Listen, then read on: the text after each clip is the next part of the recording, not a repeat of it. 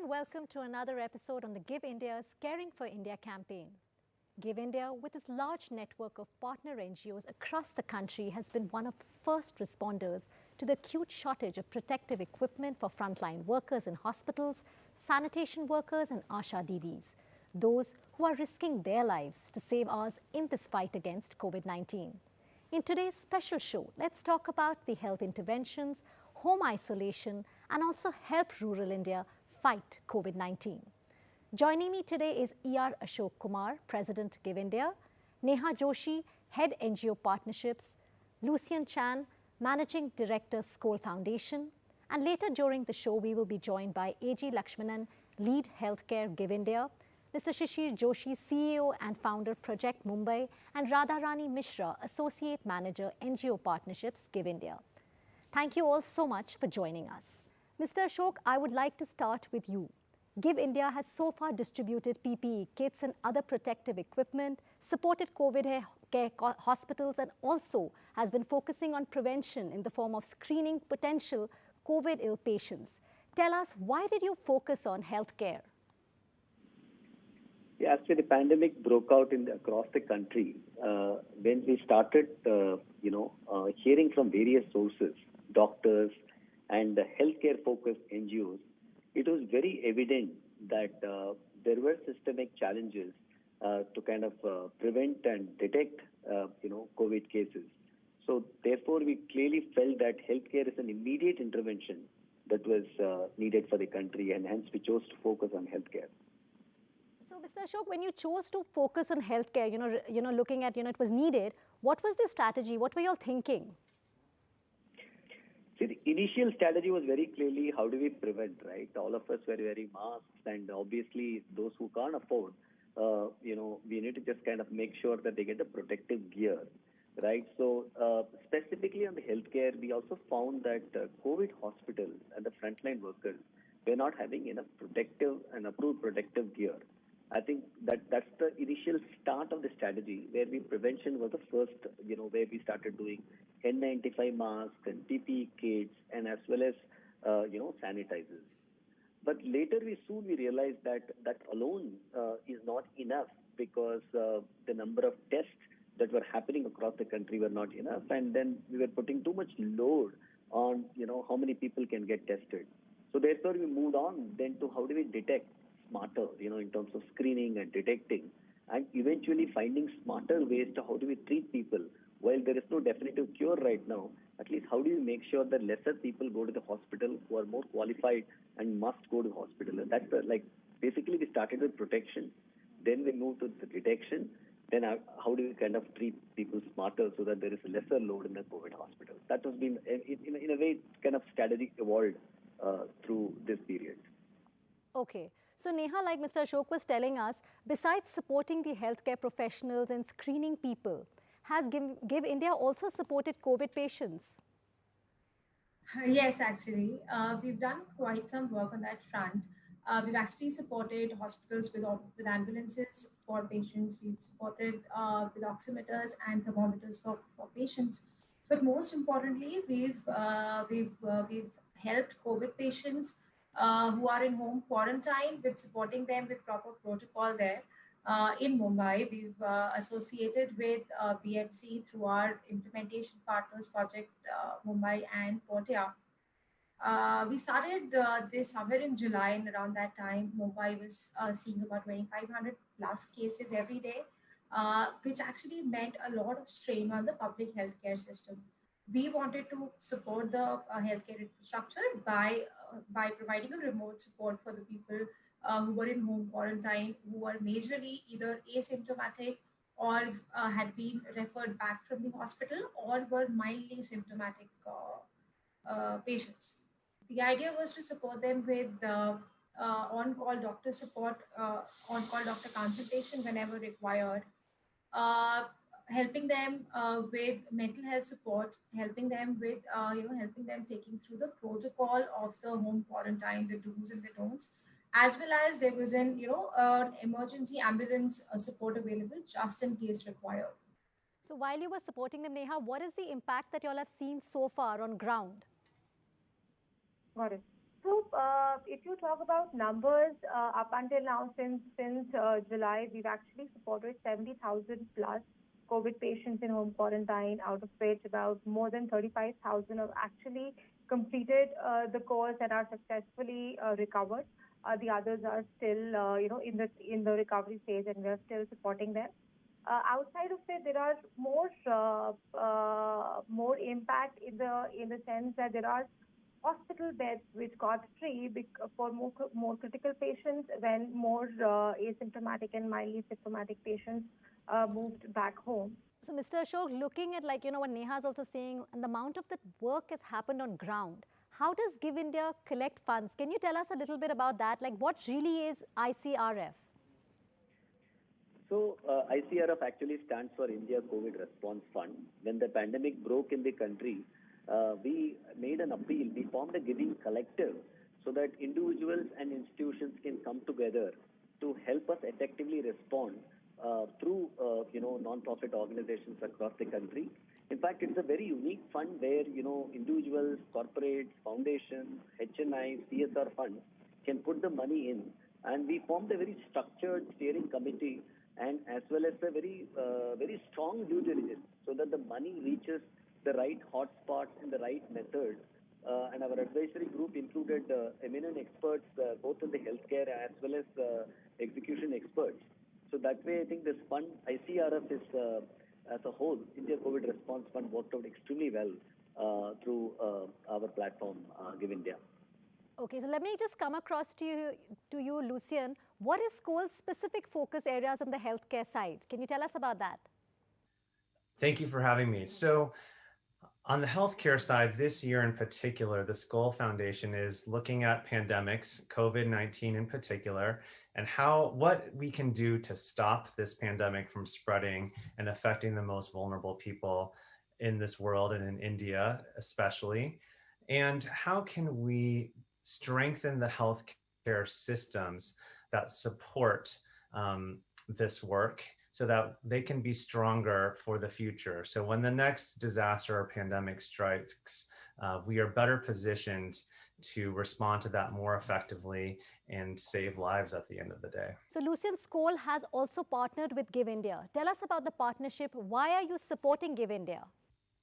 Great questions. So when we decided to work in India this year for responding to COVID-19 in particular, I did probably about 36 calls or more with funders in the region, with civil society organizations, with other NGO partners that we work with and know, trying to find out who is doing the best work in terms of responding to COVID, who is moving the most quickly, who is having the greatest impact, and essentially what organizations should the SCOL Foundation invest in. And without a doubt, the organization that came up time and time again was Give India and the India COVID Response Fund. This is something I did not hear a single negative comment about from any organization I spoke to. And I think that really speaks to the history of Give India in the country, the strength of their platform, the strength of their leadership, and the speed at which they're moving. Mr. Ashok, coming back to you here, it's been over 7 months since the pandemic hit India, and Give India has been working on it since the very beginning. What is the impact overall of the work done? I think the impact has been very good. So as we know that there are, as we speak now, there are more than 7 million confirmed cases and 6 million people have recovered, and close to 100,000 people have actually died, unfortunately. So by working through close to 55 plus hospitals, we've been able to through about 87 ambulances, several thousands of people we've been able to screen and make sure that healthcare workers and doctors provided transportation, etc. Right. So overall, from an impact lens, if you look at it, we've been able to give close to 150,000 PPE kits, 200,000 plus N95 masks, and about close to 12,000 liters of sanitizers have gone in.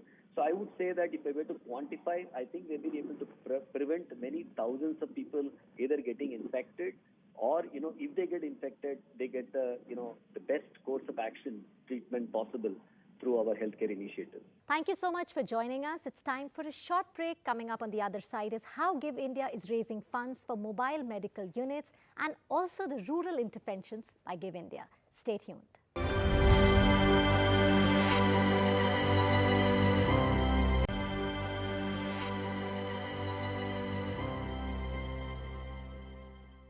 Welcome back. Give India has raised funds to provide mobile medical units equipped with doctors and health assistants that screen communities in COVID hotspots within the city limits to identify and isolate those who show symptoms and send them for testing. Currently, Give India is also supporting the Mumbai Municipal Authority with home isolation services and has joined hands with Project Mumbai to help the city cope with the rising cases. To take this conversation forward, joining us now are Mr. A.G. Lakshmanan, Lead Healthcare Give India, Mr. Shishir Joshi, CEO and Founder Project Mumbai, and Radharani Mishra, Associate Manager NGO Partnerships Give India. Mr. Lakshmanan, tell me, why did Give India start the mobile medical units? Yeah. Hi, Ambika. First of all, thank you for having me here. So we at Give India had started our intervention in healthcare in early April. At that time, the largest requirement on ground was that of protective equipment for our frontline healthcare workers. There was a lot of shortage of PPE kits, gloves, N95s, and all of that. And we had a team of volunteers working with the hospitals, understanding the load of cases at that hospital, what have they received from the government, and what is the shortfall in the equipment. And we were basically fulfilling that need. So this was a very reactive approach that we had up until about June. And we wanted to get more proactive in curbing COVID, and we decided to focus on testing, as that was the area where we felt like we could have maximum impact. So at that time, we zeroed in on Mumbai, where we saw that the volume of cases and the fatalities were highest. We partnered with Doctors for You as our implementation partner, who were able to execute these mobile medical units, who had these doctors and the paramedical staff within the units who were able to screen in the hotspots which we identified. And what we decided was we wanted to get into specific areas within Mumbai. So there was municipal ward level cases data which was made available by the BMC. So we decided to focus extensively on densely populated areas like urban slums.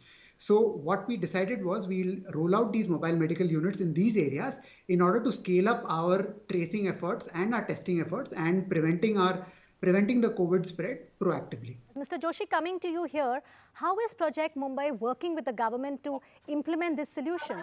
Project Mumbai as a not-for-profit has always been in the forefront in identifying pain points which impact people and to look at solutions. When COVID-19 struck Mumbai, the government was busy handling medical infrastructure and to look at treatment spaces.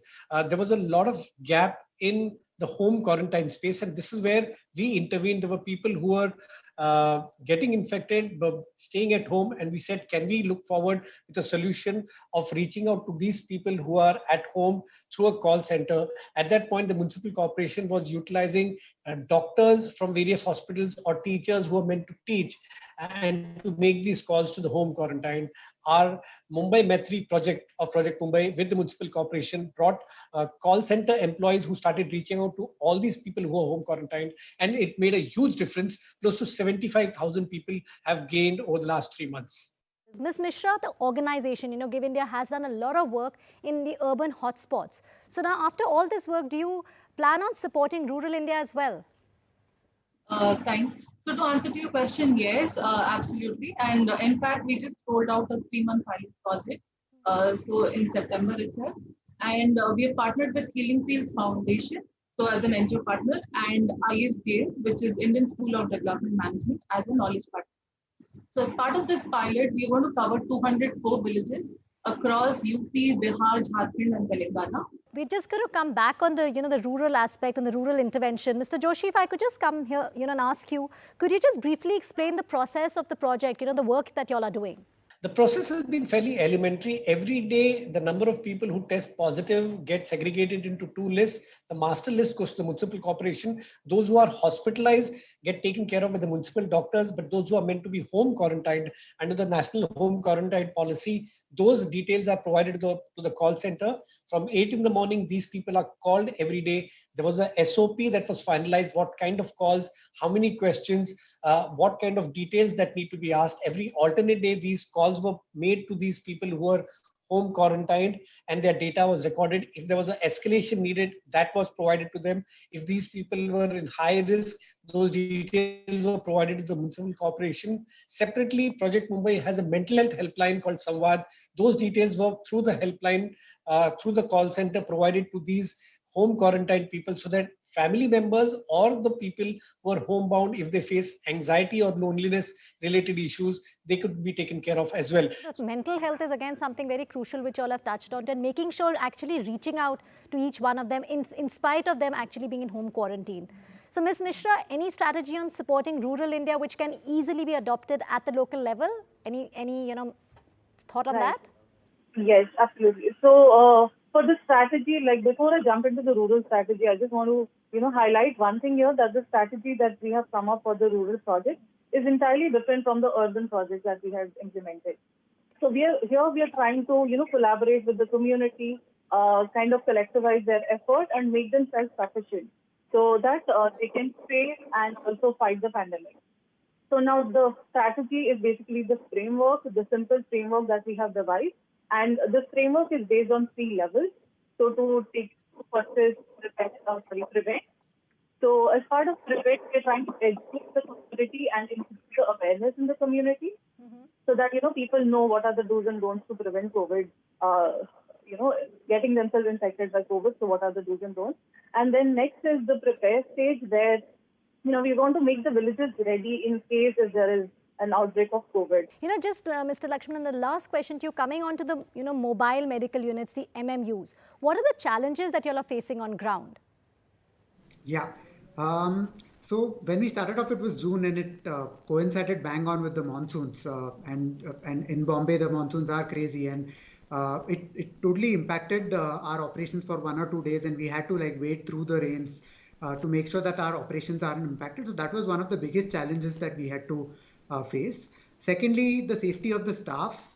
How do we make sure that the staff is well protected, making sure that they are well equipped and at the same time well protected. We also had to hire replacements to make sure that the operation doesn't get impacted in case somebody tests positive. And lastly, it sort of ties back into Radharani's point on the stigma.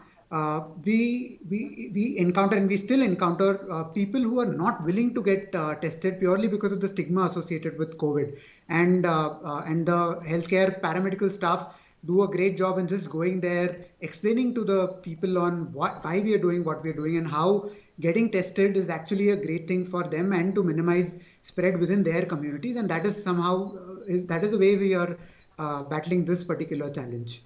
The battle against COVID-19 is still far from over, but as a nation, we need to stand together in this fight. Since the end is far, the support must continue. And Give India is playing a very important role by constantly helping the frontline workers who are the corona warriors, as well as supporting other NGOs. As the Prime Minister recently has said, I would like to quote him, India's COVID-19 fight is people-driven and gets great strength from our COVID warriors. Our collective efforts have helped save many lives. We have to continue the momentum and protect our citizens from the virus. So taking from what the Prime Minister said, let's get together and stand up and fight against COVID-19. And we would also like to salute all the frontline warriors. Thank you so much for watching.